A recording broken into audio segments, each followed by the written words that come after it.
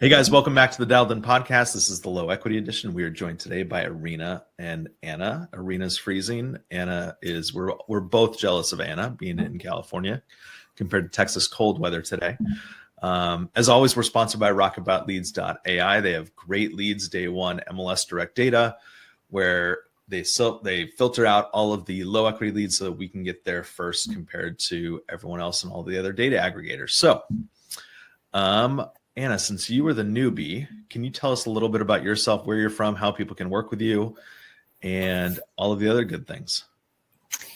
Hi, I live in San Luis Obispo County in California, Central Coast. I have been with SubTo for almost a year. I haven't done any deals yet. I am top tier TC certified. I have a lot of the credentials and experience that kind of circumvent this and go around it, such as I am a licensed real estate broker. I did some business brokering in the past. I've worked at a general appraisal firm, real estate appraisal firm, and I worked at First American Title for a year, and then the market went kaput in 2022. So I'm just trying to get out of my comfort zone and get more comfortable making these calls and starting to get some momentum. Well, I love it. Thank you so much for joining us today. We're excited to have you. Erina, tell us a little bit about yourself again. If someone wants to work with you, how can they work with you? So I'm Erina. I'm glad to be back on again to continue this journey with learning how to talk to agents. I've been in SubTo almost 2 years. I still consider myself a newbie. Continuing to learn every day is always a skill. This is a skill that you can always build upon and learn from. Glad to be here. Thank you so much. Anna, remind me again how long you've been a broker for, a licensed broker?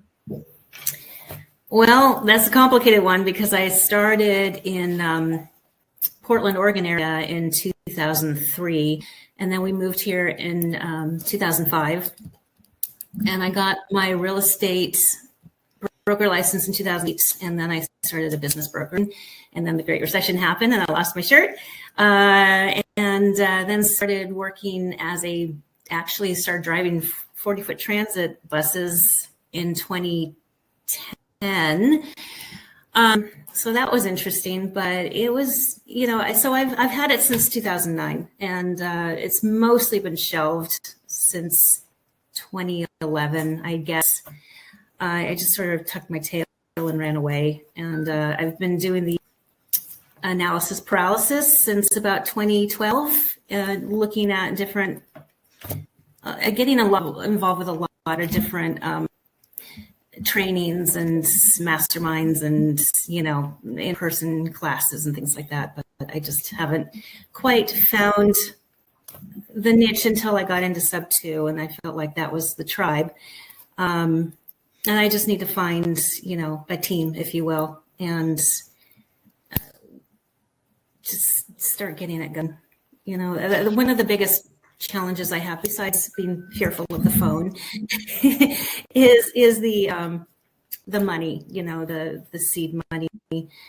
Gator is going to be really good with that, and I need to get more comfortable with underwriting, doing a quick underwriting of deals as well. Yeah.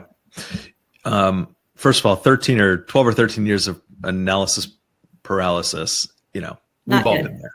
Right? Well, okay. Yeah, but the longer you go, the harder it is to get out of it, right? Yeah. And you mentioned the phone being sort of a challenge sometimes, and I know from personal experience, sometimes the phone for me can feel like it weighs 1,000 pounds.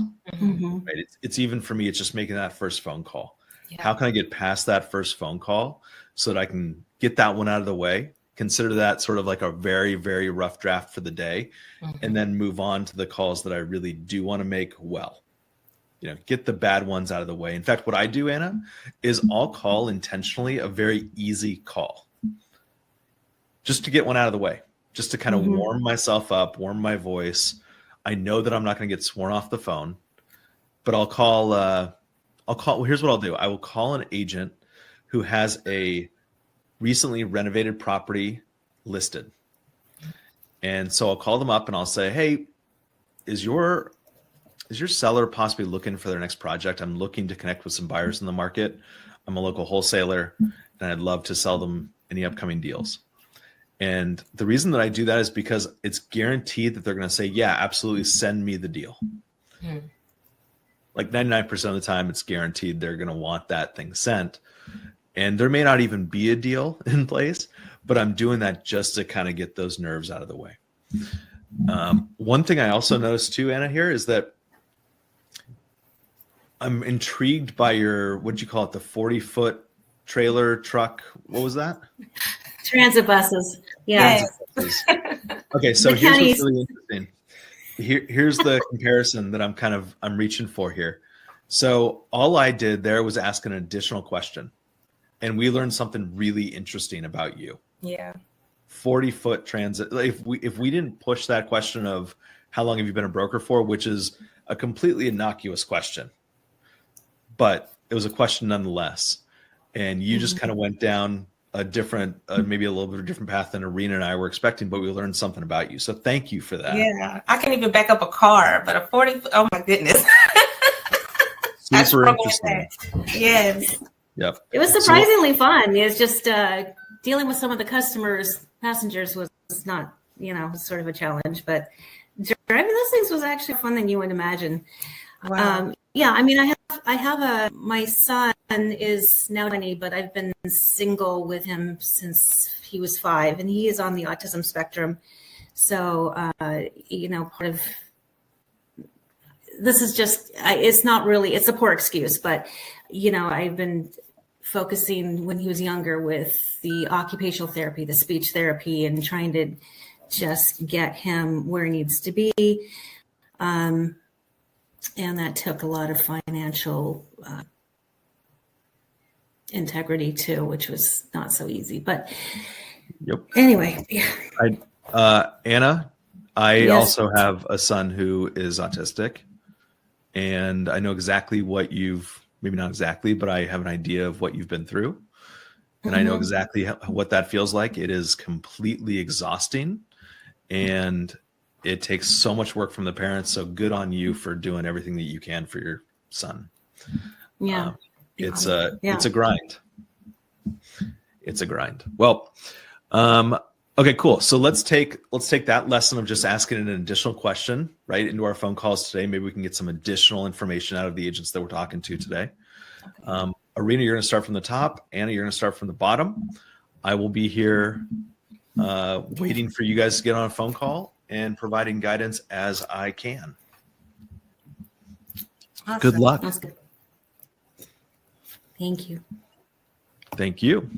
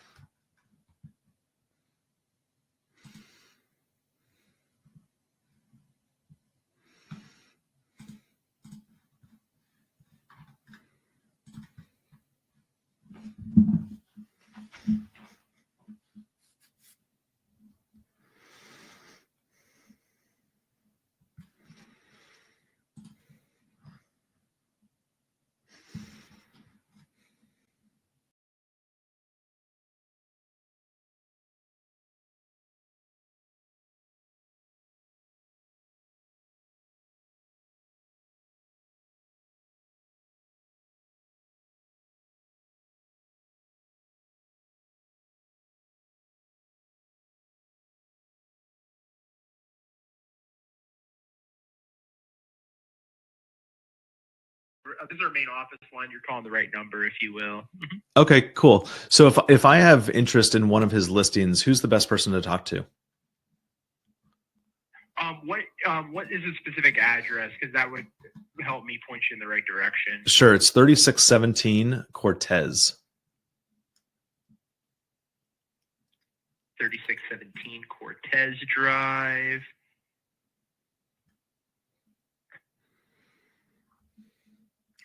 This is an example, by the way, of that call I was telling you about, Anna. Just a really simple phone call.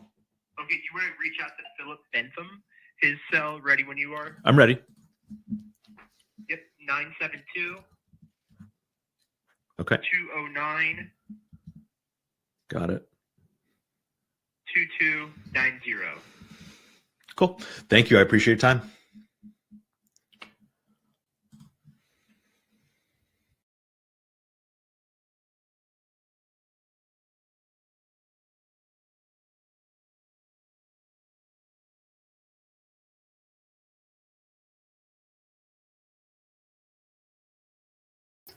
Hi, Lauren. This is Erina Deckard. How are you doing today? Hey, I'm good. How are you? I'm good. Is this good time? It is, yeah. Awesome. I was calling about the property that you have listed on Tay West Drive. Yes. Yeah, so I'm looking for to buy a rental in the area. Is this something that would be a good fit for a rental? Can you tell me a little bit about the rental prices in that area? I haven't run the comps recently, but I can run them to you and send them to you if you'd like. Oh yeah, that'd be awesome. I was just trying to see, is this an HOA in this house in the HOA? Do you know? Perhaps? There is an HOA. Oh, okay. And do you know of what kind of stipulations they have as far as say like a strict one or a more lenient one? I can send you all the HOA docs. But have you driven like through the neighborhood? No, I haven't. I have a partner out that way that can go and take a look. Do you have an open house coming up soon? I don't have anything right now. But yeah, I mean, I can coordinate getting you in anytime. Okay. Yeah. Is it vacant? Yeah. It's vacant now, right? Correct?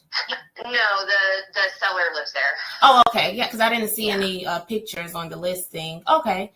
Are they looking to move very soon, or how is that? They're pretty flexible. It really just comes down for him. You know, he just bought it. He bought it about 4 years ago, I think. Okay. So, you know, for him, it's the bottom line. It's obviously a challenging market. But yeah, like the bottom line is what's most important for him. So if he needs to wait, obviously that's, you know, he's willing to do that. So. Okay, I get it. Because I'm looking here. So the information, the little research that I was able to pull, I wasn't able to see any information about the interest rate on the loan, but I do see since it was 4 years ago, pretty much the seller would be walking away with no equity. Is that correct? He would be basically breaking even, or even, you know, walking away owing a little bit. Yeah. Okay. Yeah. So just to tell you a little bit about what I'm looking for. So I do something like co-living for elderly. So this house, it looked like a 1-story from the pictures from the outside. Would be a pretty good fit, even the square footage. So what we do is we typically rent out rooms to elderly who are not quite ready to go into assisted living. Okay. And so with that, we try to, so that we won't have to, because we try to scale this, correct? We don't want to have to keep going to the bank for like more loans.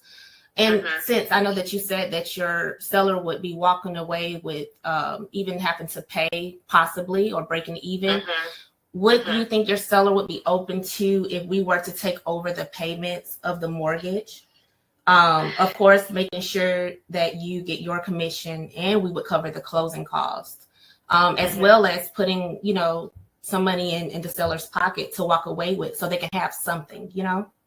Yeah, we've been approached by a couple different people before who've kind of propose the same idea. The only thing that is worrisome to him, and obviously I've never done a transaction like that before. Okay. And so the only, thing that he's worried about would be like, okay, essentially, and you can correct me if I'm wrong, but he would still be the one with holding the mortgage, right? Like it would still be in his name. You guys would just essentially be taking over the payments. Is that correct? Correct. Yeah. So the only, his main worry is like, well, God forbid something were to happen and they default or this or that or whatever. He honestly just can't, even if there are safeguards like, okay, 30 days notice, we'll let you know. And then, the home will revert back to you. He just can't, he's in a position now where it's like he needs to sell and not have to worry about it coming back to him. And then, okay, now I'm back in the same boat I was in, and what do I do? And, all of that. Okay. Yeah, so that's really his biggest concern with that. Okay. Yeah. Okay. Yeah, I do understand, his hesitation on it, because it's a responsibility on both parties. When these type of transactions go through. We've done it many times. I have, partners that also work with me, so it's just not me that would be on this particular transaction.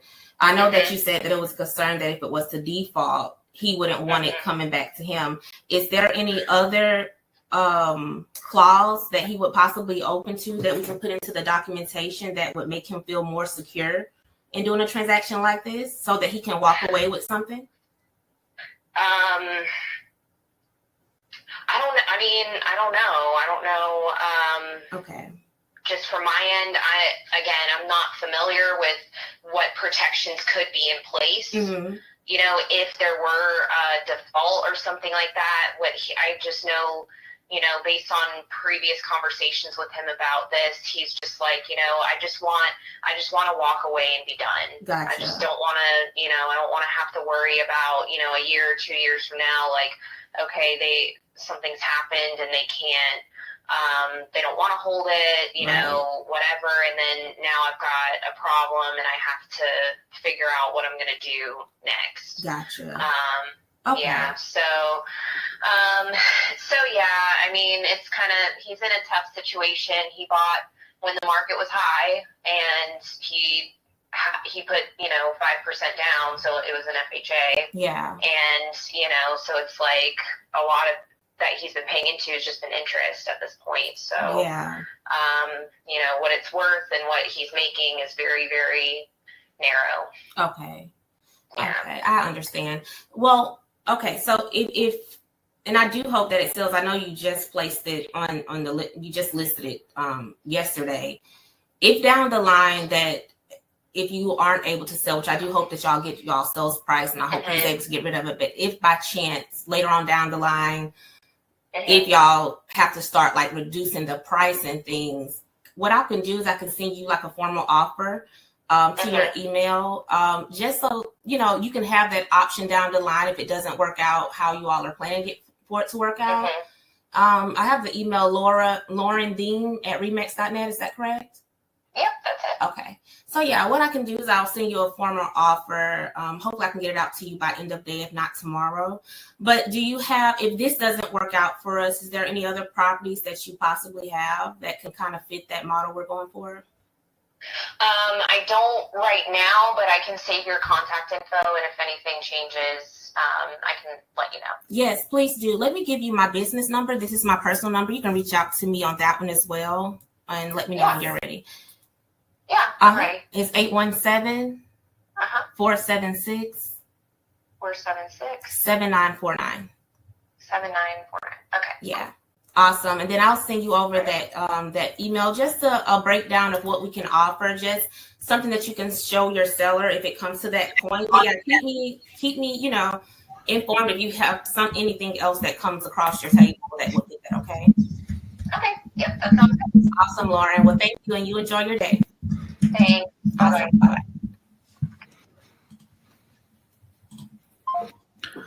All right, Anna, let's go to you.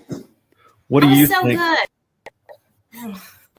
I agree. That was really good. You asked great follow-up questions, and you were just on it with different options for and keeping the conversation moving. Erina, what did you think about that phone call? I thought it was a good one. Look at my note I got. Learn when to shut up and let them talk. Because I know that on the last prior of our calls, and even the ones that I were making, I had a tendency to jump in and over talk. So I really was sitting here like biting my tongue and just like letting her talk, and you do get more information out. So that's something I learned by repetition. Getting more comfortable with the calls. I definitely felt like I wasn't trying to go off of a script per se. As far as, I think I could have probably kind of leaned more into ways that we can make both of them feel safe to go into a transaction like that, I guess. Because I really don't know any other options besides take it back to seller or sell the home, or, so that's pretty much. Okay, so a couple of things I noticed on that phone call. Okay. Really good agent, by the way, Agent. right? Open to talking. My impression of her initially was not that she was interested in having a conversation. She was kind of inserting those little kind of like you're a pain in the butt kind of thing. That's the way that I interpret it, but I was wrong. And so great job for pushing through that, because I would have rushed to the point hearing what I heard from my end, at least. So great job pushing through. One thing that I found really interesting. So those leads are from, I think it was listed yesterday, right? So I think it's been on the market for about a day. Mm-hmm. Were you able to look that up on Redfin or Zillow? Yeah, I was looking at it on Zillow. On the spreadsheet, it didn't have any type of like loan type or the interest rate on there, but I do have it pulled up on Zillow. Check the listing history. My guess is that because she's already been approached by other investors looking for a creative solution, my guess is that it's been listed before, and that's when she was approached by other investors. Yeah, it was listed last year. A couple of times, and there's been a price changes. Yep. Yeah. And I assume that the price changes are going downward, right? Not up. Actually, they're going up. Yeah. Interesting. Very, very interesting. Mm-hmm.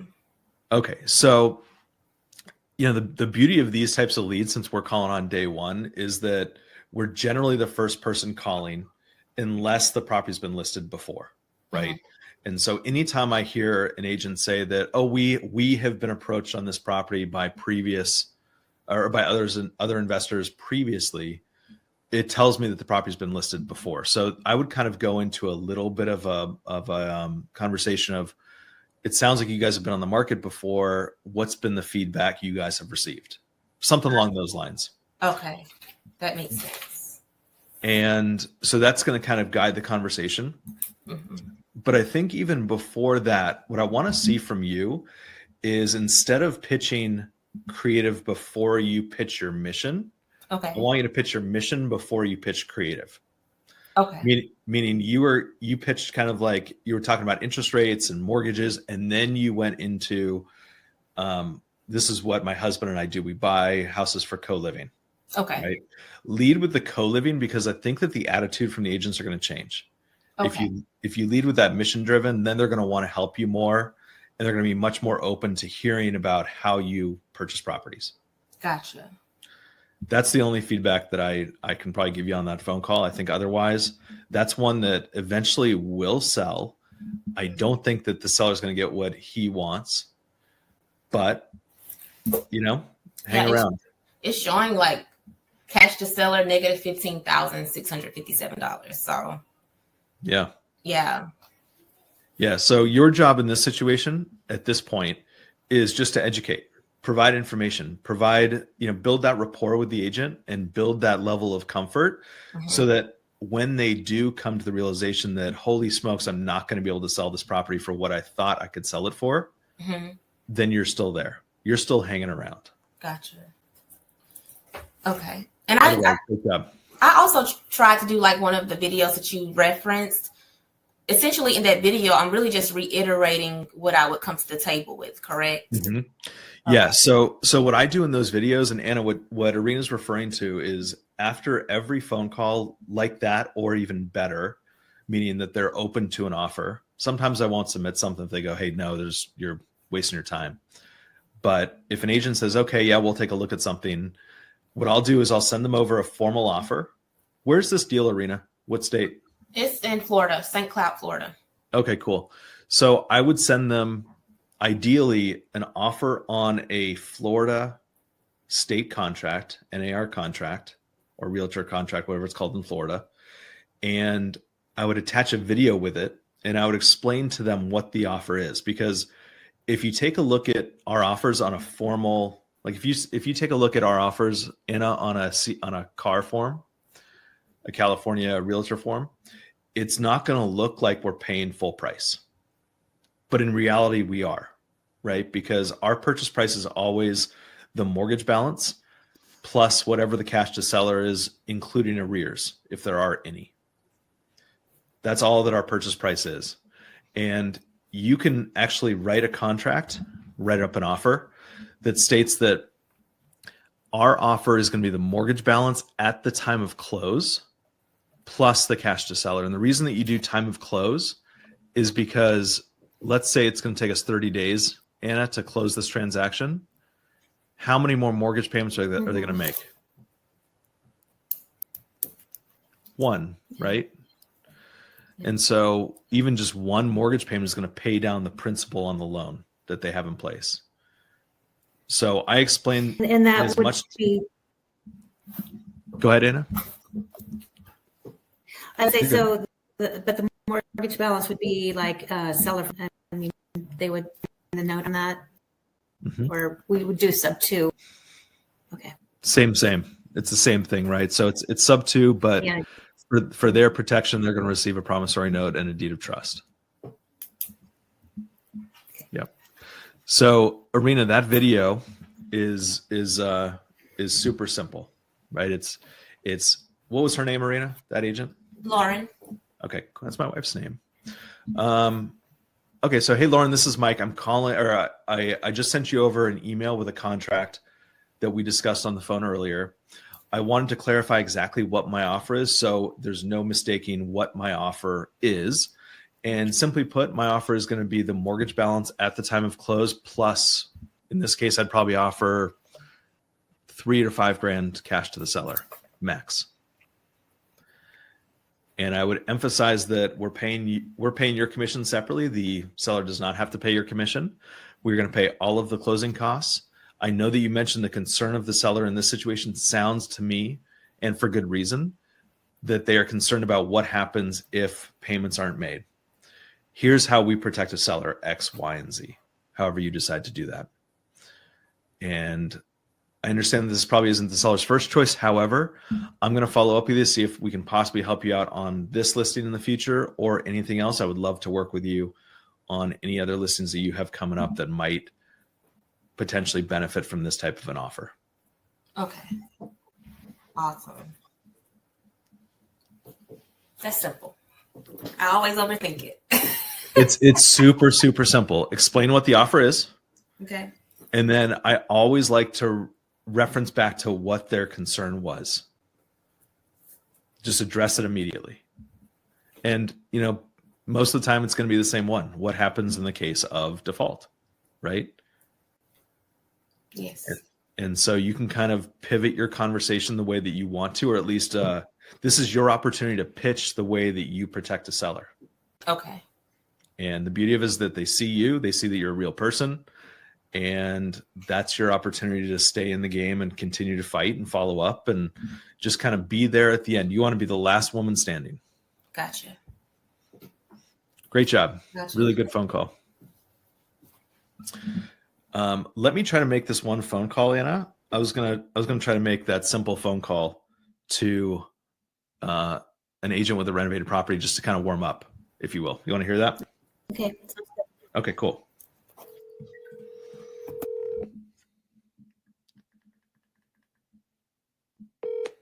This is Philip. Hey, Philip, it's Mike Jackson. How you doing? Good. How are you, sir? I'm good, thanks. I was calling about a listing that I just saw you post, the one on Cortez Drive. That's like brand new on market as of like a few minutes ago, right? Correct. Just put it active this morning. It's been coming soon for a little over a week. Okay, very cool. So I'm on Redfin, by the way. I'm not an agent. I'm actually an investor myself.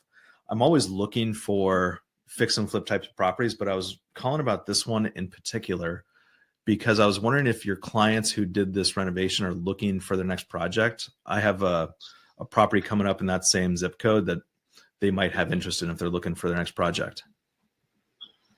Definitely. Okay. How can we help?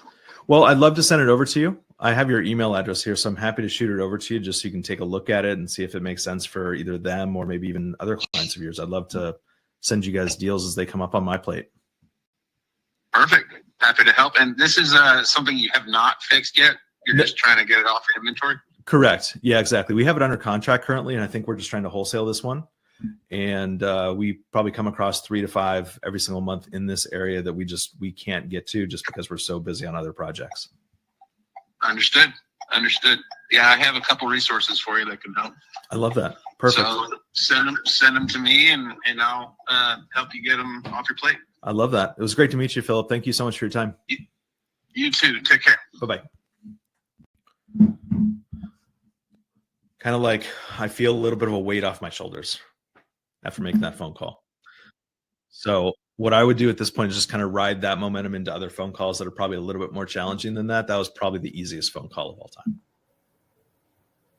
Hey, can I bring you deals? Yes. He practically reached through the phone to grab the deals. So that's my little warm up. Okay. That's awesome. Right. All right. Let's continue to call, ladies. Let me know how I can help. I'm right here. Okay.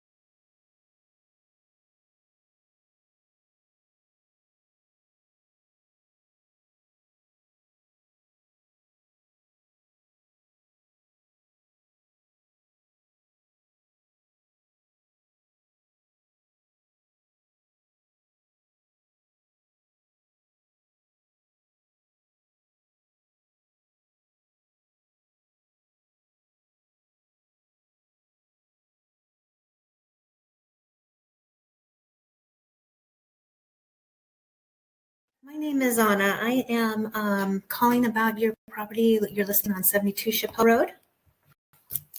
And I just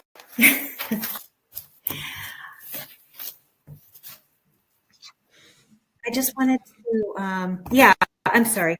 Can you hear me?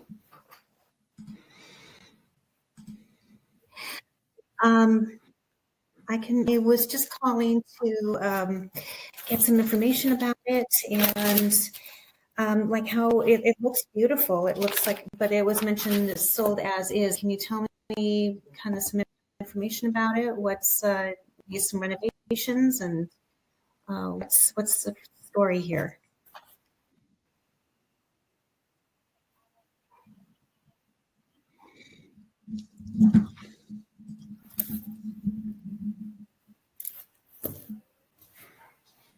Okay, thank you.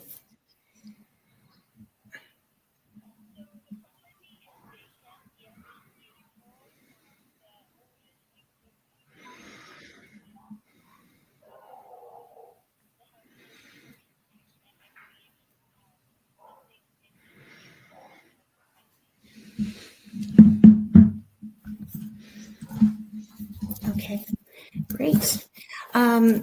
How long has it been on the market? It looks like it was.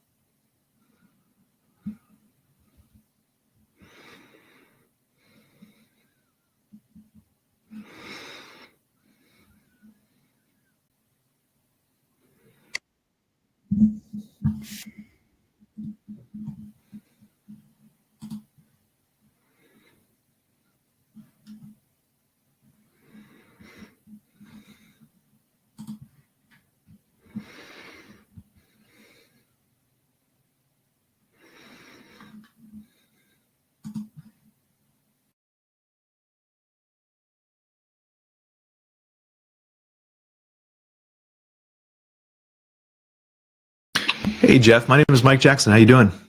I'm good. How are you? I'm good, thank you. I am calling about a listing I think you just listed yesterday. Is it pronounced Hermine Boulevard in San Antonio? Yes. Okay, cool.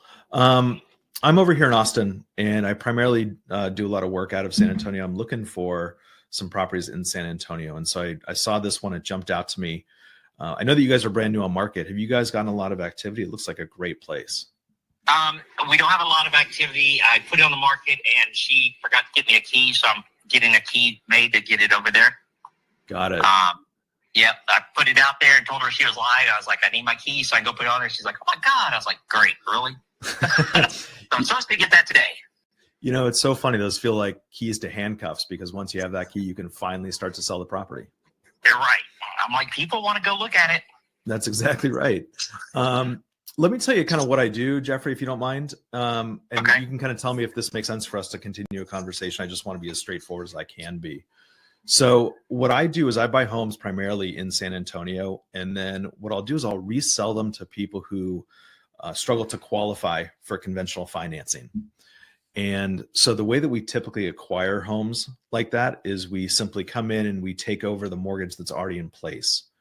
I was curious if you guys have been presented with that option yet, either on this one or maybe even a previous listing of yours. This one, I've had basically a wraparound and a couple of offers before. This one, I had someone already call me. I mean, the minute I put it on the market, it's like they were waiting for it. I bet I know that person's name. I don't even know who it was. I didn't even ask. Okay. It was just a company, and they were like, hey, we do wraparounds. Would you be interested? I was like, no, not really. Yeah. The person is trying to just get the house gone. She's military. She's leaving, so she doesn't want to have anything back here waiting. That makes sense. Could possibly be on her, on her finance at any point. Mm-hmm. Yeah, that makes perfect sense. It sounds like she might be going overseas. Possibly, yeah. Okay. She's still waiting for her final thing, but she's like, I got to get this out because she's hot for orders. Got it. Okay. So. Okay, cool. Yeah, the reason that this stood out to me as well as that other person who I probably do know is just because it does look like it's a low equity type of home, and the seller's probably not walking away with a ton of money, right? No, she's really, and that's the thing. That's the problem with it. Like I told her, you're probably going to end up paying out of pocket for even realtors at this point. Mm-hmm. So that's kind of where she sits. She was in it less than a year and got orders. Got notified that she's getting orders, but wasn't even expecting it. it's so hard for our military personnel because they are just ordered to leave on the spur of the moment. And it's tough when you buy a home and you got to move really quickly. So I totally understand where they're coming from. Yeah. Just out of curiosity, so when that other person called you and they were talking about wraparounds, which is kind of a weird way to present it, but did you present that to the seller? Yeah, I've talked to the seller already. She's a good friend of mine, and I've talked about different ways that we can talk or that she could sell it. The biggest one that she was somewhat interested in is the VA assumable, just because there's not a lot of equity, and then they could get it out of her name type thing. That could be a really good option for her, actually. Yeah. And the only concern that I would have for her in this situation, you probably know this better than anybody, but just make sure that if someone does assume it, that they are a VA qualified person, right. a veteran, so that does remove their entitlement from the property. Right. Yeah, exactly. Okay, cool. But yeah, so I'll talk to her about it and tell her I had, you call me and that you're interested in taking over. Would you pay anything to her for any kind of? Yeah, absolutely. Okay. Yeah, I'd pay her, I'd pay you, I'd pay closing costs. I'd take care of all of the things that she doesn't have to. Okay. In fact, I think that you're going to get a lot more phone calls like this in the future, by the way. Too. Yeah. So we do a lot of these sorts of things, and I'm a huge believer in protecting a seller moving forward. So if you ever have any questions, like if the seller, for example, gets an offer that she can't refuse, but it's this type of transaction, let me know, and I'm happy to take a look at it just to make sure that she's properly protected. It's a huge pet peeve of mine when buyers don't properly protect a seller. Right. But and I tried to, and like I said, she's a really good friend of mine. And so it's just one of those, I'm like, I'm going to do my best to take care of you, but I just don't know if I'm going to be able to get anywhere with this because of what's owed, Yeah. So it's one of those of, if you want to send me just a text, it doesn't have to be a write-up, just a text of just saying, hey, this is what I'd offer her. Whatever you do, if you'll pay my side of it, whatever, put it in there and let me have it. And I'll at least present it to her and say, hey, here's what I'm getting. And this may be the best thing for you based on your situation, Mm-hmm. And, worst case scenario, just kind of keep that in your back pocket too, the offer. I mean, right. I'll hang around as long as I need to. If there's any way that we can help her out, great. If not, maybe you and I can work on something together in the future. Yeah. I always have stuff around San Antonio. I'm 27 years military, so I know a lot of these people here. And so there's always people doing things. It's just a matter of, where they're at in life. Yep. Always. Well, those VA loans are such a great benefit. The only issue is that if you have to move quick and you finance 100% of it, it can be tough. So. Yeah, it is. Yeah.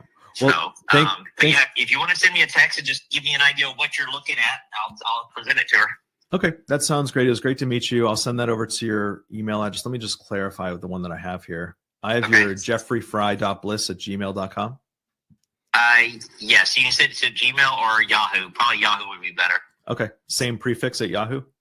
Yeah, everything's the same except for Yahoo. Okay, great. Awesome. Well, thanks so much for your time. No problem. Bye-bye. Okay. Please tell me what I could have done better. There are a lot of things there that I could have done better.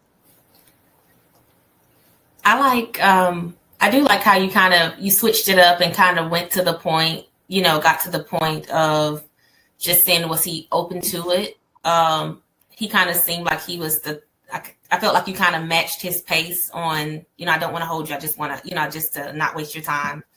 By the way, I struggled with that. Good pickup, but I struggled with that because sometimes when people are quick, especially on a phone call, when you can't see their reactions, you tend to talk over each other a little bit.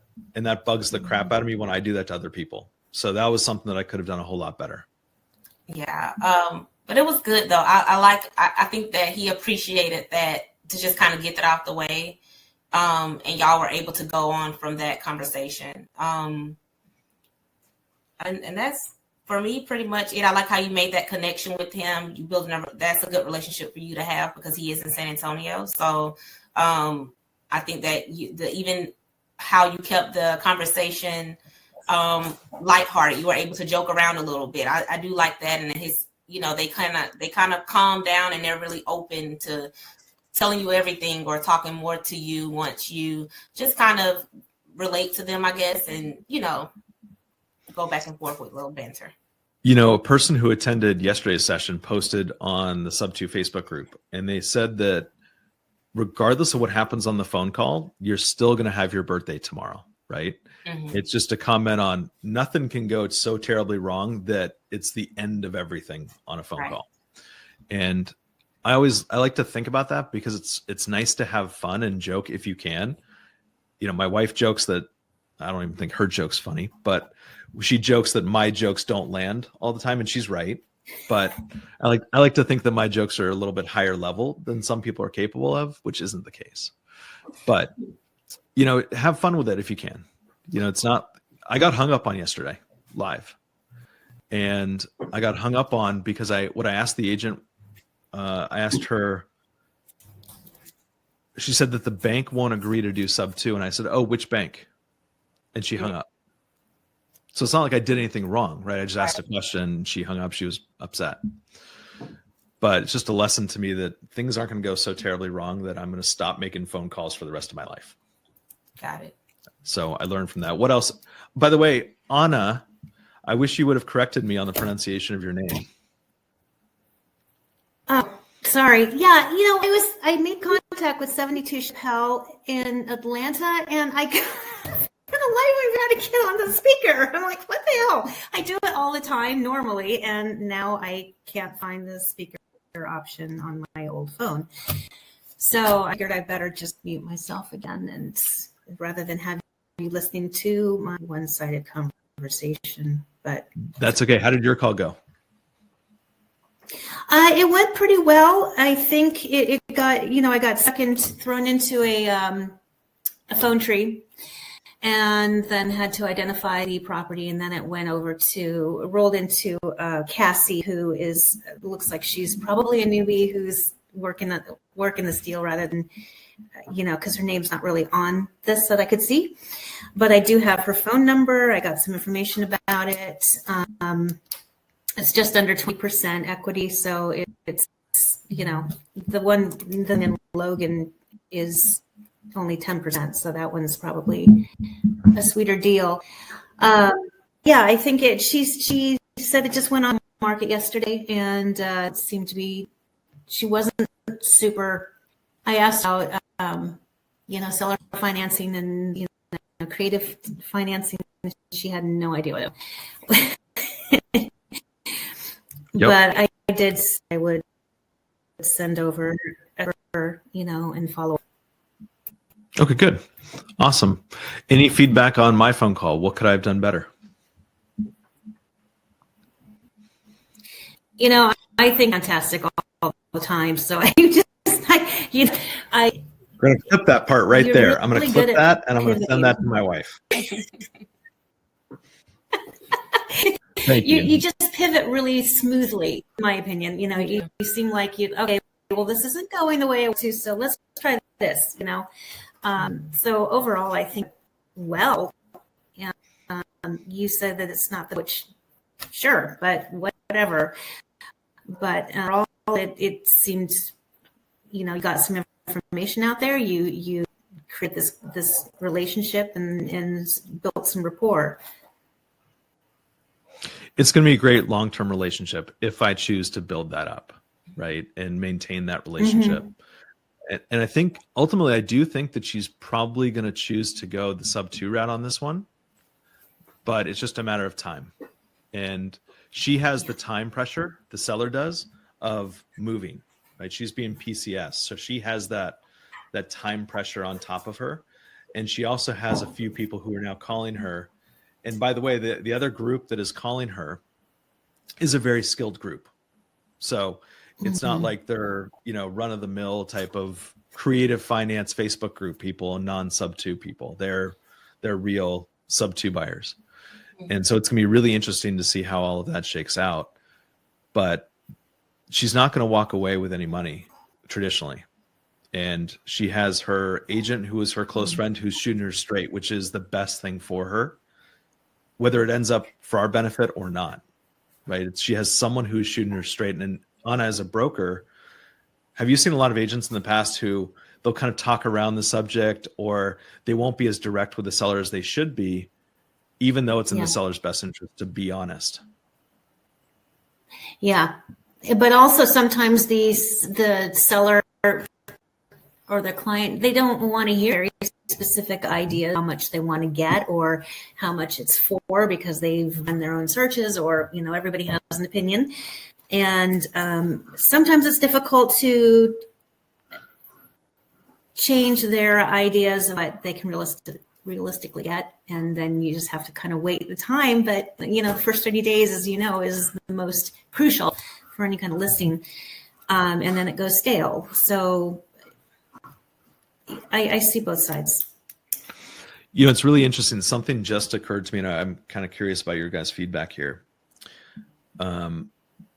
I think even real estate agents, even really, really good real estate agents, all that they're trying to do, and the same thing is true for the sellers themselves, but the agents are just, they're armed with more information. Everyone's just trying to guess what the value of their home is, right? Because who realistically determines the value of the home? It's the buyer, right? And so unless I have, let's say, for example, Erina, I have you in my back pocket, and I'm your agent. You want to buy Anna's house, and you're willing to pay $900,000 for Anna's house. And so I know that. Anna doesn't know that, but she thinks that her home is worth maybe $1 million, right? There's so much room between the two of us there. Is the deal going to work between the two of us? Maybe, right? But I know, as the agent who's represented a buyer who's actually willing to pay money for that house, exactly how much that buyer is willing to pay. So I know what my mini market in this situation is willing to pay. You are, in this case, my mini market, right? Now, if Anna, you think your home is worth $800,000, but you're, Erina, willing to pay $900,000, again, I can possibly help you out, Anna, and say, look, I have a buyer who's willing to pay you more than you think that the home is worth. Again, the mini market analogy a little bit, right? And so we're all just trying to guess. Unless we are the ones who are either backing ourselves up with the money, or unless we know someone who legitimately has a real offer on the table, and we can actually communicate that to the seller, which is, you know, it's not going to happen every time, right? We're all just trying to throw something up on the MLS and hopefully it sells for the most part. So That's good. Anyway, we have a few more minutes. We have probably 10, 15 more minutes or so. Let's hop on some more phone calls. I am done calling for the day. Sorry for taking the floor for a little bit. I want to hear you guys make some phone calls.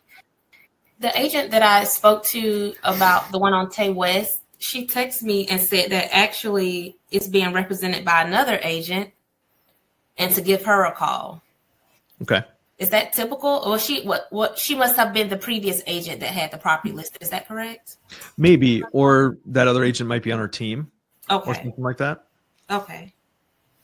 You know that agent that I called about the renovation? I called their primary office, and the primary office was run by, you know, kind of like a lead broker. And then the agents underneath that broker were actually the real ones listing the property, even though that broker was the first one listed on the listing. So it might just be a similar team. Okay.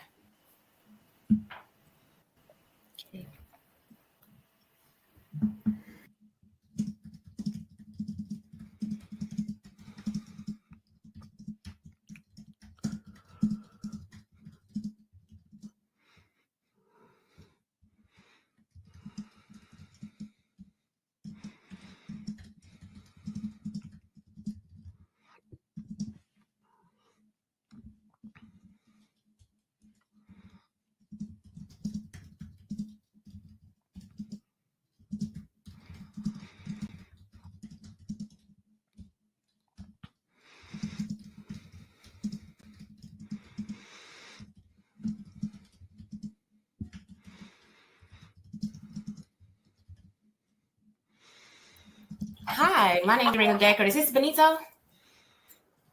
Your name is what? Yeah, yes, it is. Erina Deckard. Did I pronounce your name correctly? I'm sorry. Yes. Okay, awesome. Yeah, well, I was just calling about your property that you just listed on Majestic Drive. Yeah. Yeah. So I'm a buyer on I'm a buyer in the area. Well, I'm not located in Florida, but we're looking to buy in that area. And I was just trying to get some information about the property to use it as a rental. Okay. Can you tell me a little bit about the rental rates and the rental market in that area? Well, this specifically rented for around 1,700. I had a tenant in it prior to being listed, and they had just moved out. Oh, okay. It was listed for 1,700. 1,700. Yes. I'm sure you could probably get. No, that's probably what I would expect around actually for a town in that area. Okay. It's South Crestview, which is desirable. Are you local in any way? No, I'm not local. I'm actually based out of DFW in Texas. But I have partners down there that can, we work together to get properties where I'm not located. Okay. Yeah. Is it an HOA for this particular area? It is an HOA. It is an HOA. Okay. It's about $182 a month, I believe. Oh, okay. And is this something like is it like one of those strict AOAs where they don't allow you to do certain things with the rentals, or? No. As far as like you talking about, I mean, I'm sure there's probably a short-term rental restriction, I believe. Okay. But long-term rentals would be fine. Got it. Oh, okay. Yeah, so just to tell you a little bit about what I do for particular properties that we buy, we do what you call co-living. And for this one, because it is a 2-story townhome, we would probably do just regular co-living. We usually do something like a Golden Girls type thing where we have elderly who's not quite ready to go into assisted living, but they can live on their own. But since this is a 2-story, that wouldn't fit. But we do also just the regular type co-living where we would rent out each room. And that's why I was asking about the HOA. Rent out each room. Yeah, like co-living, just like, you rent it out to just regular people, furnished rooms. Yeah, but you do it room by room rather than all by itself. Right. Give me 1 second. I'm going to take a couple notes so I can know what to ask them. Okay. So I'm going to ask about that.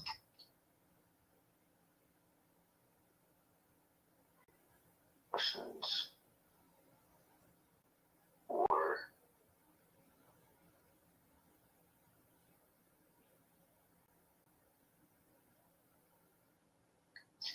does the HOA allow co-living? Mm-hmm.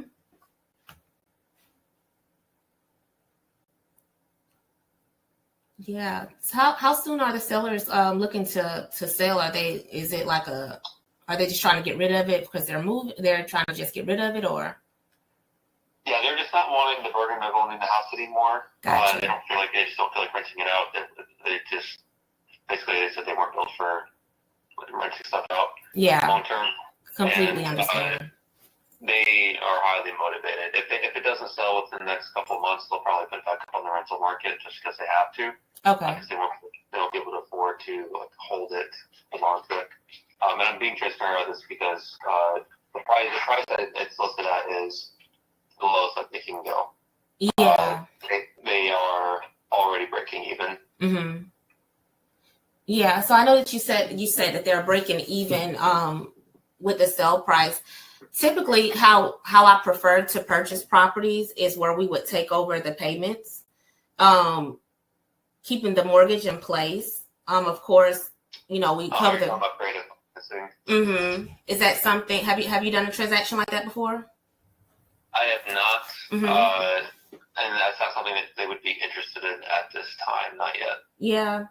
Even if they were able to walk away with more than what they would walk away with selling it traditionally, if we could work out where we would cover the closing costs and also your commission and come up with a price that they can walk away with as well.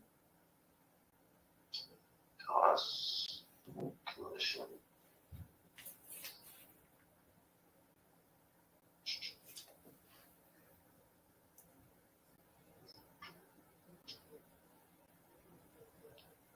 Price.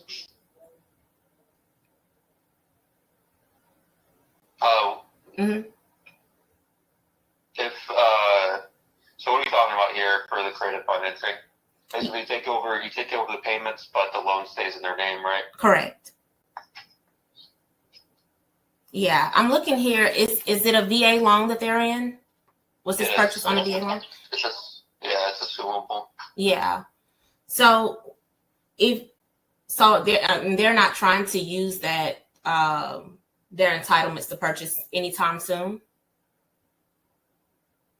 See, that's what I don't know. Okay. It doesn't seem like they're trying to.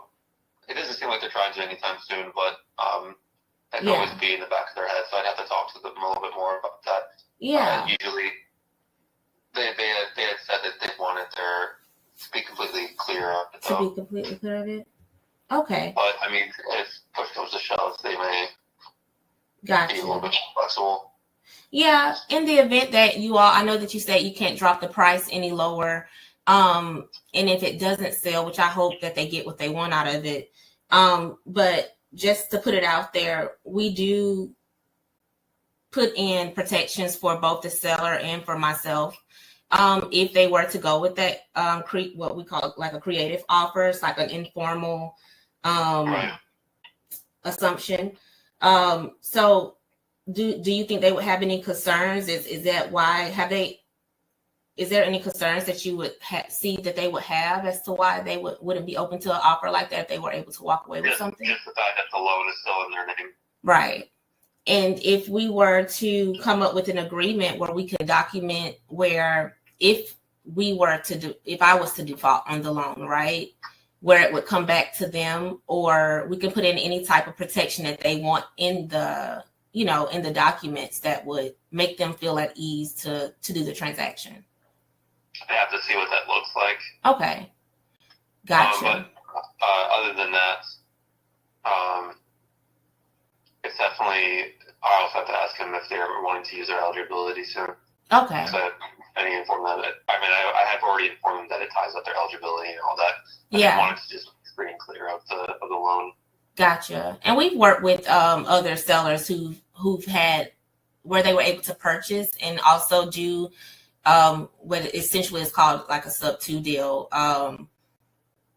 as well, to where they can purchase another home as well as keep with it, like if they did it in this mortgage, keep it in their name. So even if this isn't a fit for us at this time, do you have any other properties that would kind of fit our model that we're looking for? No, not at this time. I have one other person that was also asking about the same thing, pretty much. Yeah, I figured it's kind of the way everyone's going at this point. Yeah. Well, I do hope I get a chance to do one, so that way I'm a little bit more well-versed in it, because I have not dealt with it just yet. Yeah. Well, assumable loans, I've done like 5 in the past year or so. Mm-hmm. But okay. Gotcha. Cover closing costs, commission, and possibly higher price. Yeah. You said. Some just money for them to walk away with, so they wouldn't have to be worried about any of that, and we can close fairly quicker than it would take when you're doing like a traditional transaction. I have your email as benitosantiago.sales@gmail.com. Is that a good one for you? Yes. Okay. What I can do is I can just send over just some information and an offer for you to present to your sellers. I can get that to you hopefully, if not end of day today, tomorrow. Just something that you can walk through with them. So you'll have more information on it, and then we can walk through together, or if they have any questions, we can also jump on a call just to work through those questions that you all may have. Okay. Awesome. Sounds good. Okay, well, save my number, and if you have anything else that comes up that would kind of fit that model, please feel free to reach out to me. Can I give you my business number as well? Because this is my personal cell. If you text me your name and all that, gotcha. I'll be able to save it that way. That'd be the best way. Okay, I'll do that. Well, thank you. I didn't mean to hold you so long, but you have a good day. You too. Thanks. Awesome. Have a good one. Bye-bye.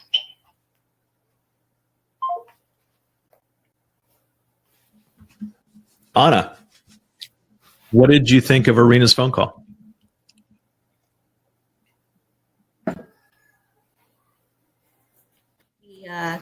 Was into the option she was presenting. He's very open with his information and friendly and professional. He asked a lot of good questions of him. So I thought that was a fantastic lead and definitely somebody to work with in the future as well. Yep. I agree 100%. Erina, what did you pick up on from the agent? He's a good agent. I think that he was open to learn for himself to grow, because he said that he's gotten an offer like that before. So I think it piqued his interest because maybe he's hearing that that's the thing now and he has to learn it. That's why he mentioned, I've done 5 assumables, but I haven't done this. Yep. So I think that would be a great relationship to build as well. He was taking notes for questions to go back and ask. So I know that he's going to go back and do the homework. So that is someone I would want to follow up with something, just to keep in contact, because he's actually doing the work, and it could possibly be a deal, being that there, is negative equity.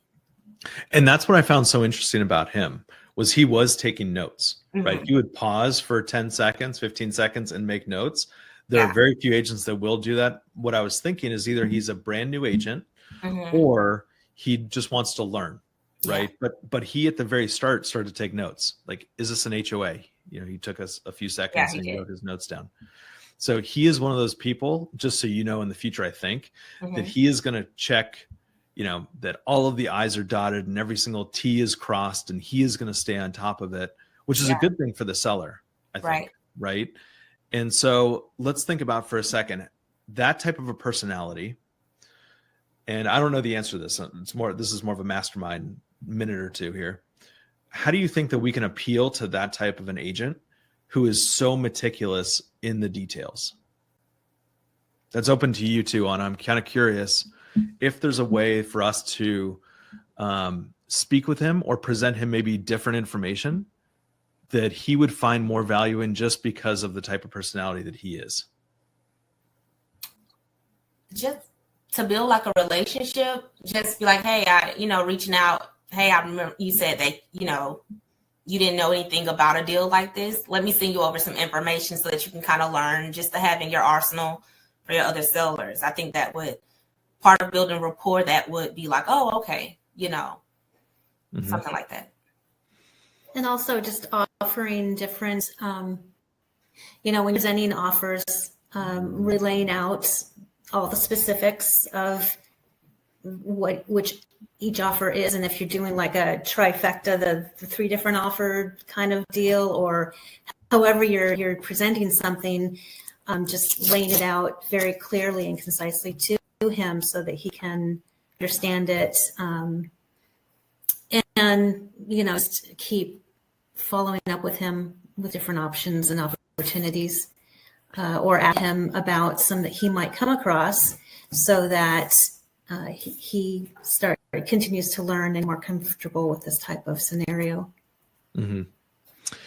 Yeah, I think that's a great point. I think that he is the type of person who you're going to have to be as detail oriented as you possibly can be in your description of everything.